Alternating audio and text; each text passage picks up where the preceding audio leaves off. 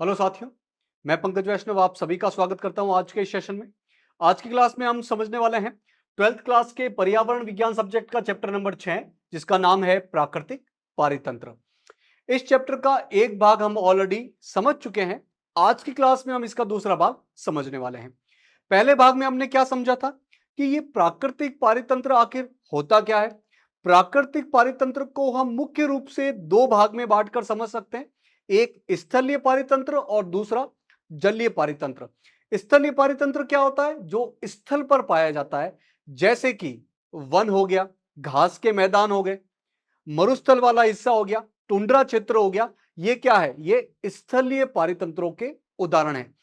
स्थलीय पारितंत्रों के बारे में हमने पहले भाग में डिटेल में भी बात की थी।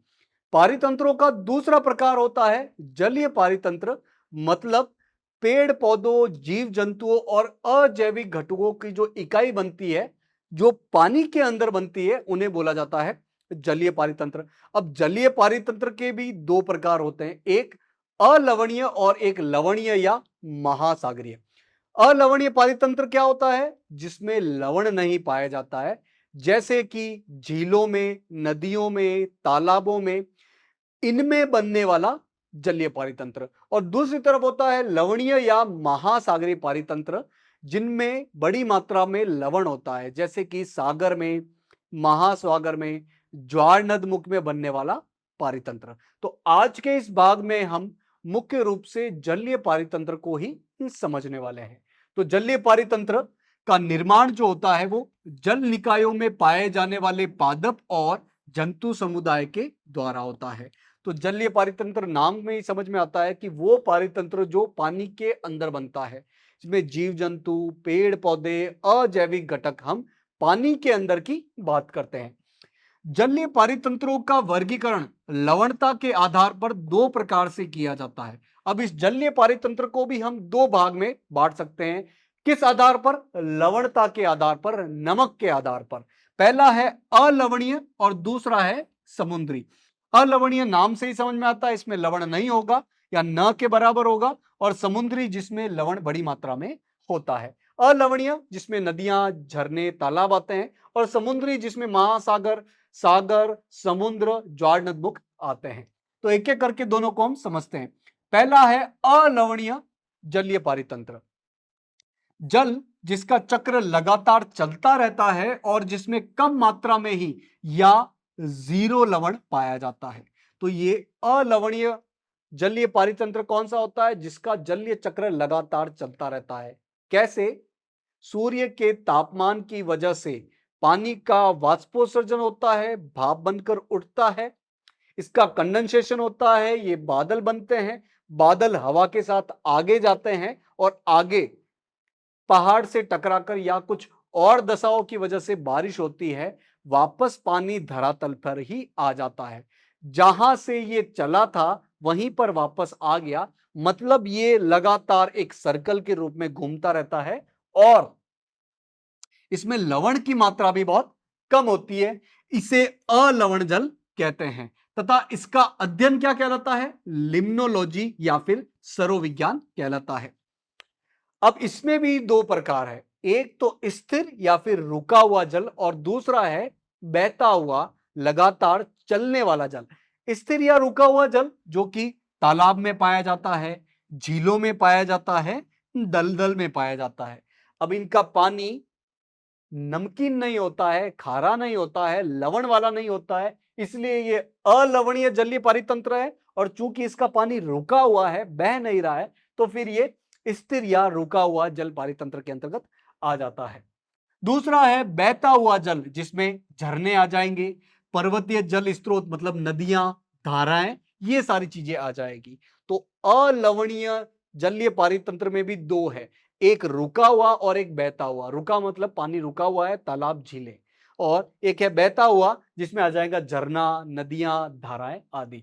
इनकी विशेषताएं क्या होती है? अलवणीय जल में घुलनशील लवणों की सांद्रता बहुत कम होती है। इस अलवणीय जलीय पारितंत्र में जो पानी होता है उसमें लवण की मात्रा बहुत कम होती है, घुलनशील लवण की सांद्रता बहुत कम होती है। समशीतोष्ण क्षेत्रों में जल की ऊपरी सतह जम जाती है, लेकिन जीव इस हिम आच्छादित सतह के नीचे जीवित रहते हैं। ये जो अलवण जलीय पारितंत्र है, अगर ये समशीतोष्ण वाले क्षेत्रों में जो होते हैं, क्योंकि वहां पर ठंड रहती है, तो पानी की ऊपरी सतह जम जाएगी, लेकिन नीचे पानी नहीं जमेगा। तो इस नीचे वाली सतह में जीव जंतु और पेड़ पौधे जिंदे रह पाते हैं। निलंबित पदार्थ की बहुत बड़ी संख्या जल में प्रकाश के भेदन को अवरुद्ध कर देती है। पानी के ऊपर यदि निलंबित पदार्थ ज्यादा होंगे, तैरते हुए पदार्थ ज्यादा होंगे, तो सूर्य का तापमान नीचे वाले पानी में नहीं जा पाता है। कहने का मतलब प्रकाश के भेदन को अवरुद्ध कर देते हैं ऊपर वाली सतह। झीलें और तालाब ऐसे अंतःस्थलीय अवनमन या डिप्रेशन है जिनमें स्थिर जल होता है। ये जो झीलें होती हैं, ये जो तालाब होती है, ये एक डिप्रेशन है, एक खड्डा नुमा आकृति है जिसे अवनमन बोलते हैं। और इसमें जो पानी होता है वो स्थिर रूप से पड़ा होता है, मतलब इसका पानी बहता नहीं है। कुछ फेमस झीलें हैं, जैसे कि उत्तरी अमेरिका महाद्वीप की लेक सुपीरियर, ये संसार की सबसे बड़ी झील है। तो क्वेश्चन पूछा जाए कि संसार की सबसे बड़ी झील क्या है, उसका नाम है लेक सुपीरियर, सबसे सुपीरियर है, ऐसे याद कर लो। और कौन से महाद्वीप में है, ये उत्तरी अमेरिका महाद्वीप में है। साइबेरिया वाले क्षेत्र में एक झील है, बेकाल झील, जो कि सबसे गहरी झील है। सबसे बड़ी झील बोला जाए तो लेक सुपीरियर, सबसे गहरी बोला जाए तो साइबेरिया की बेकाल। और भारत की बात की जाए तो भारत के उड़ीसा राज्य में एक फेमस झील है, चिलिका झील, जो कि भारत की सबसे बड़ी झीलों में से एक है। तो ये चिल्का झील कहां की है, अपने प्यारे देश भारत की। कौन से राज्य में है, उड़ीसा में है। मैप के माध्यम से एक बार देख लो तो लंबे समय तक दिमाग में बना रहेगा। यहां पर है उड़ीसा राज्य। तो उड़ीसा राज्य में बंगाल की खाड़ी के तट पर ही एक लेगून बना हुआ है, जिसे हम बोलते हैं चिलिका झील, जो कि भारत की सबसे बड़ी झीलों में से मुख्य झील है। झील के 3 विभेदित क्षेत्र होते हैं। झील के गहराई के अनुसार मुख्य रूप से 3 क्षेत्र होते हैं। एक तो कम गहराई वाला क्षेत्र, एक ज्यादा गहराई वाला क्षेत्र, और एक सबसे गहरा वाला क्षेत्र। इसमें ये पानी है। तो झील के मुख्य रूप से 3 क्षेत्र है। एक तो है परिधीय क्षेत्र, जिसे वेलांचली मंडल या लिटोरल जोन भी बोला जाता है, जिसमें उथला पानी होता है। ये वाला जो है वो लिटोरल जोन है या परिधीय क्षेत्र है, और यहां पर सूर्य का तापमान और रोशनी अच्छे से मिल जाती है। दूसरा क्षेत्र है वेलांचली क्षेत्र के आगे, जो कि मुक्त जल वाला क्षेत्र है, और ये पानी में गहराई बहुत ज्यादा रखता है। तो पहला है परिधीय क्षेत्र, दूसरा है वेलांचली क्षेत्र के आगे मुक्त जल वाला क्षेत्र, जहां पर पानी काफी गहरा होता है, ये वाला जो क्षेत्र है। और तीसरा जो है वो है नितलीय क्षेत्र, जिसे हम बोलते हैं बेंटिक जोन, और ये झील का तल होता है। यहां पर सूर्य की रोशनी और तापमान आपको ज्यादा नहीं मिलेगा। तो झील के 3 विभेदित क्षेत्र, परिधीय, वेलांचली क्षेत्र के आगे मुक्त जल वाला क्षेत्र, और नितलीय क्षेत्र जो कि तल वाला क्षेत्र है। एक होती है आर्द्र भूमि, जिसे हम वेटलैंड बोलते हैं। इसमें भी पानी जमा हुआ होता है, यानी कि स्थिर पानी होता है। ये वो क्षेत्र है जो समय समय पर पानी में डूबा रहता है।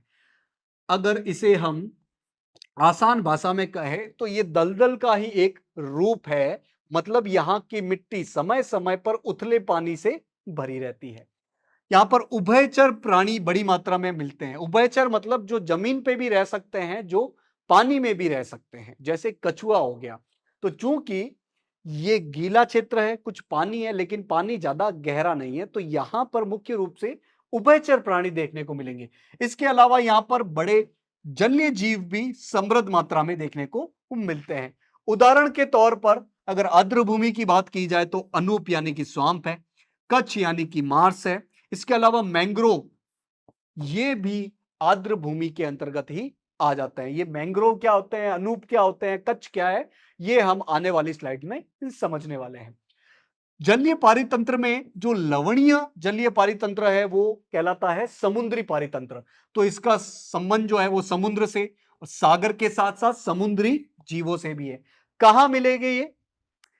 इनका वितरण जो है वो विश्व के लगभग सभी महासागर, सागर, समुद्र, ज्वार नदमुख में देखने को मिलेगा। और आपको पता होगा कि जो महासागरीय वाला हिस्सा है या जो लवणीय जल वाला हिस्सा है वो पृथ्वी के लगभग 71% भाग को ढकता है। कहने का मतलब लवणीय जल का हिस्सा जो है या लवणीय जलीय पारितंत्र का जो हिस्सा है वो लगभग 71% हिस्से को घेरे हुए हैं। इसकी औसत गहराई जो है वो लगभग 4000 मीटर होती है। चूंकि ये महासागर है, समुद्र सागर है, तो इनकी गहराई भी अच्छी खासी होती है, करीब 4000 मीटर गहरा होता है। समुद्र की विभिन्न गहराइयों में विभिन्न प्रकार के जीव जंतु रहते हैं। अब चूंकि इतनी ज्यादा गहराई है तो अलग अलग गहराइयों पे अलग अलग प्रकार की दशाएं देखने को मिल जाएगी। कहीं तापमान ज्यादा है, जैसे कि ऊपरी सतह पर आपको सूर्य की रोशनी भी ज्यादा देखने को मिलेगी, तो यहां पर वनस्पति और जीव जंतु अलग प्रकार के होंगे। और समुद्र के नीचे वाले क्षेत्र में जो कि लगभग 4000 मीटर या उससे ज्यादा गहरा है, वहां पर सूर्य की रोशनी ज्यादा नहीं होगी, सूर्य का तापमान भी ज्यादा नहीं होगा, अलग अलग प्रकार की दशाएं होंगी। इसीलिए वहां की वनस्पति और पेड़ पौधे भी आपको अलग प्रकार के देखने को मिलेंगे। समुद्र में ताप परिवर्तन जो है वो स्थल की अपेक्षा बहुत कम होता है। आपने बचपन में पढ़ा होगा कि पानी देरी से गर्म होता है और देरी से ही ठंडा होता है, जबकि स्थल जल्दी गर्म होता है और जल्दी ही ठंडा होता है। तो समुद्र क्या है, एक पानी वाला हिस्सा है और गहरे पानी वाला हिस्सा है। तो इसका जो ताप परिवर्तन है वो बहुत ही कम है, यानी कि ठंडा और गर्म के बीच में टेम्परेचर डिफरेंस बहुत कम होता है। चंद्रमा के गुरुत्वाकर्षण बल के कारण समुद्र पारितंत्र में ज्वार भाटा आता रहता है। ज्वार भाटा मतलब कि नियमित तौर पर समुद्र का पानी ऊपर बढ़ता है और आगे आता है, और कुछ समय बाद ये वापस पीछे लौट जाएगा और इसका स्तर भी कम हो जाएगा। इसे हम ज्वार भाटा कहते हैं। और ज्वार भाटा का मुख्य रूप से कारण क्या होता है? चंद्रमा का गुरुत्वाकर्षण बल। हालांकि सूर्य का गुरुत्वाकर्षण बल भी लगता है, लेकिन चूंकि चंद्रमा पृथ्वी के ज्यादा नजदीक है तो चंद्रमा का गुरुत्वाकर्षण बल समुद्र पर ज्यादा प्रभाव डालता है। देखते हैं पादप और प्राणी जात किस प्रकार के देखने को मिलते हैं इस लवणीय जलीय पारितंत्र में। स्थलीय पारितंत्र की अपेक्षा समुद्री पारितंत्रों की जैव विविधता बहुत ज्यादा होती है। अगर कंपेयर करके देखें कि स्थलीय पारितंत्र में जैव विविधता ज्यादा होगी या जलीय, स्पेसिफिकली समुद्री जलीय पारितंत्र में जैव विविधता ज्यादा होगी, तो समुद्र में जैव विविधता आपको ज्यादा देखने को मिलेगी।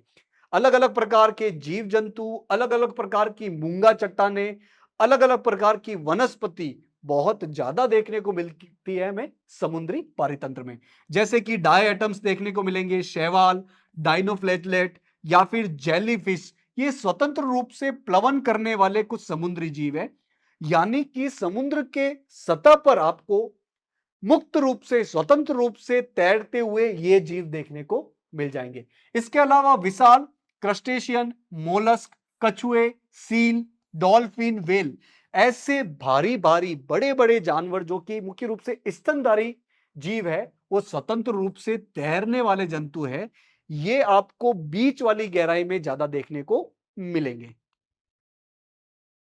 देखते हैं इनमें क्या अनुकूलन होता है। जैसे कि हमने मरुस्थल की वनस्पति और जीव जंतुओं में स्पेसिफिक प्रकार की विशेषताएं जिन्हें हम अनुकूलन कहते हैं वो देखा था, कि कैसे मरुस्थल की पेड़ पौधों की पत्तियां छोटी होती है या नहीं होती है। अगर होती है तो वो पत्तियां गूदेदार होगी, तना भी गूदेदार होगा, ताकि पानी का लॉस कम हो और पानी जितना भी आए वो स्टोर करके रखा जा सके। इसके अलावा इनकी जड़ें लंबी होती है। तो इसी प्रकार इन समुद्री जलीय पारितंत्र में जीव जंतुओं और पेड़ पौधों में कुछ स्पेसिफिक अनुकूलन होता है। जैसे कि जो कम भार वाले जंतु है और पादप है, वो पानी में तैरते रहते हैं और जल धाराओं के साथ गति करते रहते हैं।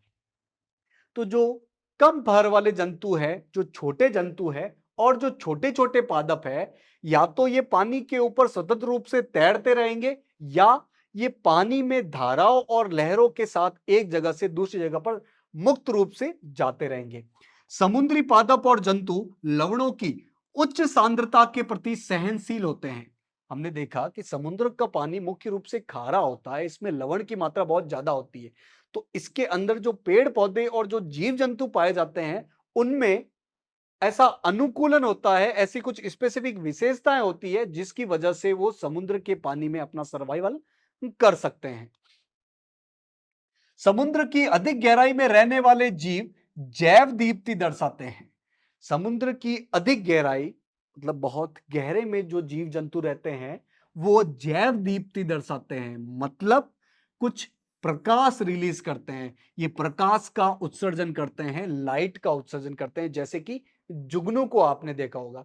हालांकि जुगनू मुख्य रूप से जलीय जीव नहीं है, लेकिन कहने का उद्देश्य यह है कि समुद्र के बहुत ही बॉटम में, अधिक गहराई में ऐसे जीव जंतु रहते हैं जो कि जैव दीप्ति दर्शाते हैं, प्रकाश का उत्सर्जन करते हैं।